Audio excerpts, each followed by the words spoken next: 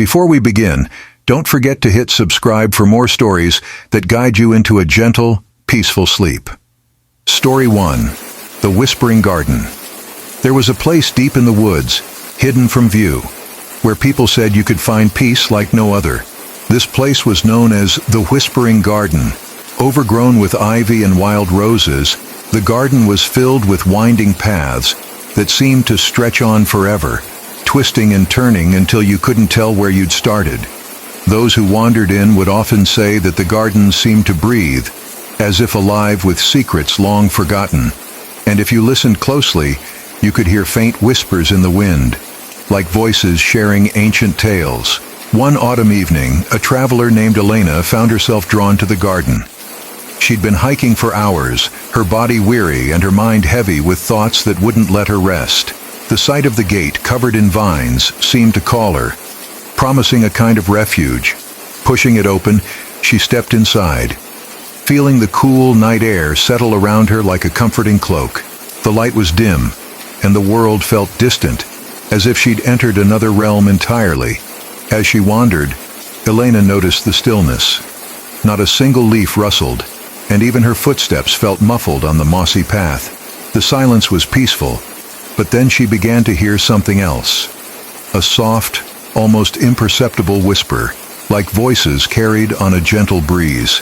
At first she thought it was her imagination, a trick of the mind, but the whispers grew louder, though never alarming. They sounded kind, like friends sharing secrets under starlight. Elena continued walking, feeling a warmth settle over her as the voices grew clearer.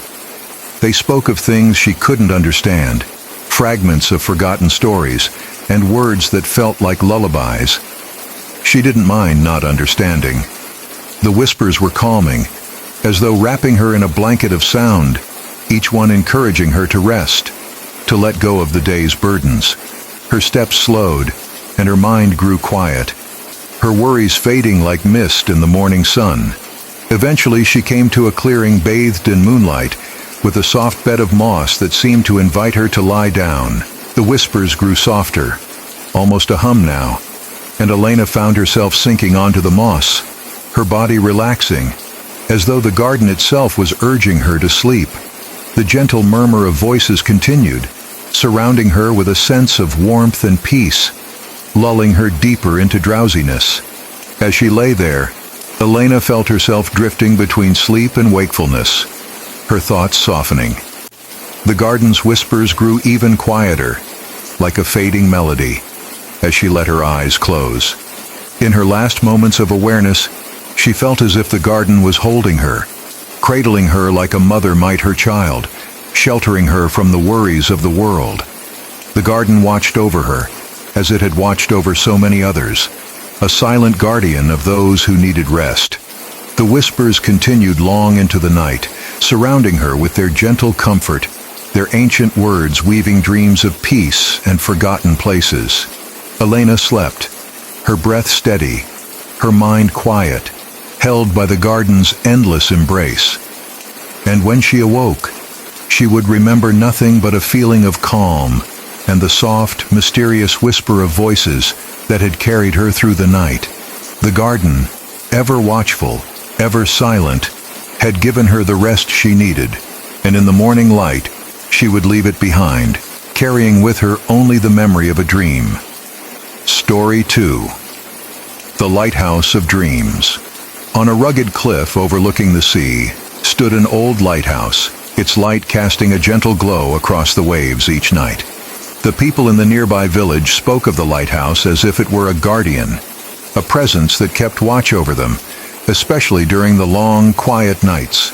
Some even said that if you sat beneath its light, you'd drift into the most peaceful sleep you'd ever known, as if the lighthouse itself was lulling you into dreams. One night, a young traveler named Finn found himself wandering the cliffside path, drawn by the soft light spinning in the darkness. The village innkeeper had told him of the lighthouse's strange magic, and though he'd laughed it off at the time, he couldn't shake the feeling that he needed to see it for himself. The light seemed to call to him, its glow soft and steady, like a heartbeat in the night. As he approached, he could hear the gentle rush of the waves below, their rhythm soothing and constant. He found a spot at the edge of the cliff, close enough to feel the mist from the sea, and sat down, letting the sound wash over him.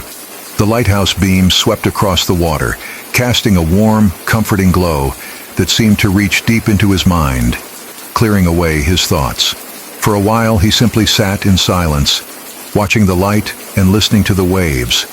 Slowly, he felt himself relaxing, his muscles loosening, his breathing slowing. There was something hypnotic about the way the light moved, each sweep like a gentle lullaby guiding him closer to sleep. The night was calm, the air cool, and he felt as though the lighthouse was watching over him, a silent guardian of his peace. As his eyes grew heavy, Finn thought he heard a faint hum in the distance, a sound that blended with the waves and the wind. It was soft, barely there, like a song just out of reach. He let it surround him, the melody soothing and gentle, its rhythm syncing with the beam of light that continued to turn, steady and constant. Soon, Finn lay back on the soft grass, gazing up at the stars that seemed to dance in time with the light. The hum grew quieter, fading into the background, but the lighthouse's glow remained, wrapping him in warmth. His eyelids drooped, his thoughts drifting like leaves on a gentle current, and he felt himself slipping into sleep. In his dreams, he wandered along the shore, the lighthouse a comforting presence in the distance. The hum of the waves filled his mind, and he felt a deep, unexplainable peace. He floated through his dreams, the light always guiding him, a beacon of safety and calm. When he finally awoke, the first light of dawn was breaking over the horizon, and the lighthouse stood silent, its beam now dim. Finn felt rested, a quiet contentment filling his heart. As he walked back to the village, he carried with him a feeling of peace, a memory of the light that had watched over him through the night. The people of the village knew he had felt the magic of the lighthouse, and they smiled knowingly as he passed by. Finn would never forget that night, nor the gentle light that had cradled him in its embrace, guiding him into the deepest, most restful sleep of his life. Story 3. The Mirror's Secret.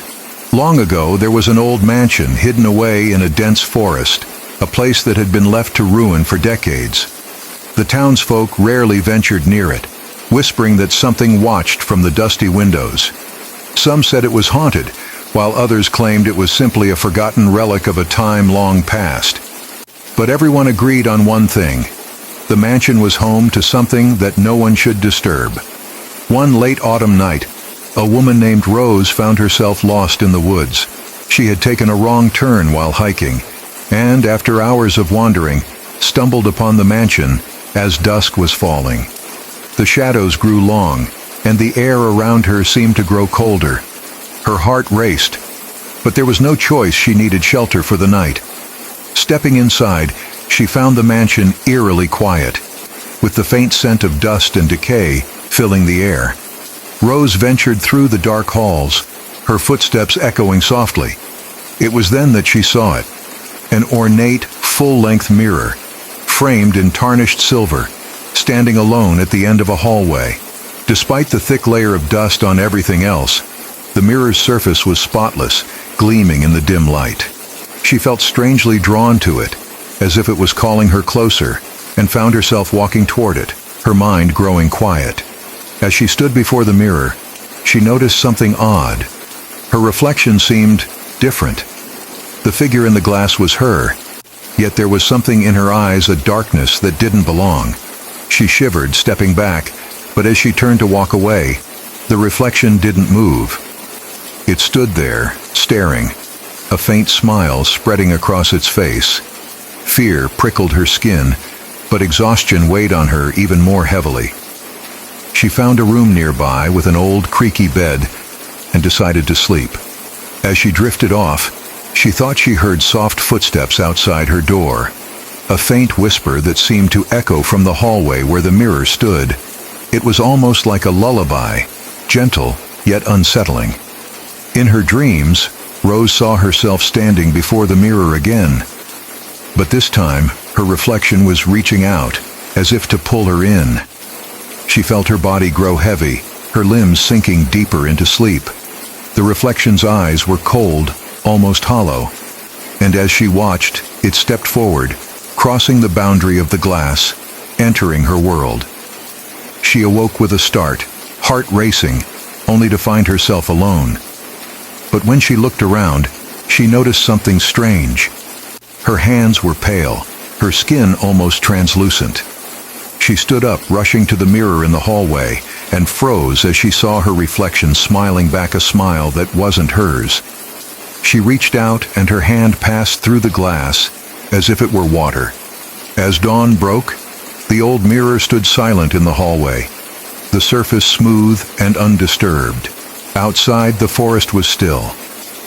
No one would know that the woman who'd wandered in was now lost in the world beyond the glass, her reflection free to roam as it pleased. Story 4. The Midnight Bell. In a small, forgotten village, there was an abandoned church that locals avoided after dark. The church bell, old and rusted, hadn't rung in years. Yet every so often, at the stroke of midnight, townsfolk claimed they heard it toll a single haunting note that echoed through the empty streets. Some said it was the spirit of the old bellkeeper, watching over the village even in death. One night, a traveler named Evan arrived, unfamiliar with the stories of the midnight bell. He settled into an inn on the edge of town, his room facing the church in the distance. The night was calm, but as midnight approached, he felt an odd chill. The air seemed to grow heavier, the shadows darker, and just as he began to drift into sleep, he heard it, a single, deep toll that echoed through the stillness. The sound was unsettling, resonating deep in his chest. Intrigued, he dressed quickly and made his way to the church, drawn to the sound like a moth to flame. As he approached, the bell tower loomed overhead, its silhouette sharp against the dark sky. The doors creaked open as he entered, the air inside cold and stale, filled with the scent of damp stone. Evan climbed the narrow staircase leading up to the bell tower, each step echoing in the hollow silence. At the top, he found the bell, covered in cobwebs, its bronze surface tarnished and still. He reached out, brushing his hand along the edge, and felt a chill run through him. For a moment, he thought he saw something move, a shadow shifting in the corner of his eye. Then he heard it. A soft whisper, growing louder, filling the empty tower. It was as if voices were rising from the darkness, each one pleading, their words jumbled and broken. He froze, the hairs on his neck prickling. The bell began to sway gently, though there was no wind, and he watched in horror as it swung, releasing a low, mournful toll that vibrated through the night. The sound seemed to drain the warmth from his body, leaving him cold and weak. The whispers grew louder, surrounding him, pressing in on all sides. He staggered, clutching his head, feeling the voices like fingers clawing at his mind. It was then that he realized they were calling his name, each voice desperate, lost. With a surge of panic, he fled down the staircase, the bell's toll echoing behind him. He stumbled out into the night, heart racing, and didn't stop until he reached the safety of his room. But even there, in the stillness, he could feel it, the cold grip of the bell's sound lingering as though it had marked him, leaving a piece of itself within him. The next morning, Evan left the village, vowing never to return. But as he traveled, he began to hear it, the faint toll of a bell, following him wherever he went, a reminder that some places, once entered, never truly let you go. Story 5. The Lake of Shadows. In a remote village, there was a lake surrounded by thick trees and often covered in mist. The villagers avoided it, warning that shadows moved beneath its surface and that the lake had a way of calling people to it, pulling them into its depths. It was said that anyone who looked too long into the lake would see their darkest fears staring back at them. One cold evening, a man named Luke, passing through the village, decided to visit the lake out of curiosity. The mist was thick, curling around the trees and creating an eerie silence that settled heavily over the water. As he reached the shore, He saw that the lake's surface was perfectly still, like a sheet of glass, reflecting the dark sky above. Luke knelt by the edge, staring into the water. For a moment, he thought he saw something moving beneath the surface, a shadow darting through the darkness. He leaned closer, his breath fogging in the chill, and as he did, the shadow took shape and outline that looked just like him, staring back with cold, empty eyes. A chill ran through him, but he couldn't look away. The shadow seemed to rise, coming closer to the surface, its gaze never breaking. He felt as though it were reaching into him, drawing out every fear, every regret. The air around him grew colder, the mist thickening, until he couldn't see anything but his own face staring back from the depths, his expression twisted with dread. Suddenly, he felt a pull, like invisible hands grasping his arms, dragging him closer to the water. He tried to pull back, but the force was relentless. The surface of the lake seemed to ripple, dark hands stretching out, clawing at him. The shadow beneath the water smiled, its expression sinister, as though welcoming him into its depths. With a final surge of strength, Luke broke free, stumbling back from the water's edge, his heart racing. The lake grew still once more, the shadows fading, leaving only his terrified reflection. As he backed away, he could still feel the chill, as though the lake's grip had left a mark on him, a reminder that he'd come too close. In the days that followed, Luke couldn't shake the feeling that something was watching him. Every time he looked into a mirror or a dark window, he would catch a glimpse of the shadow, lurking just beneath the surface, waiting for him to return.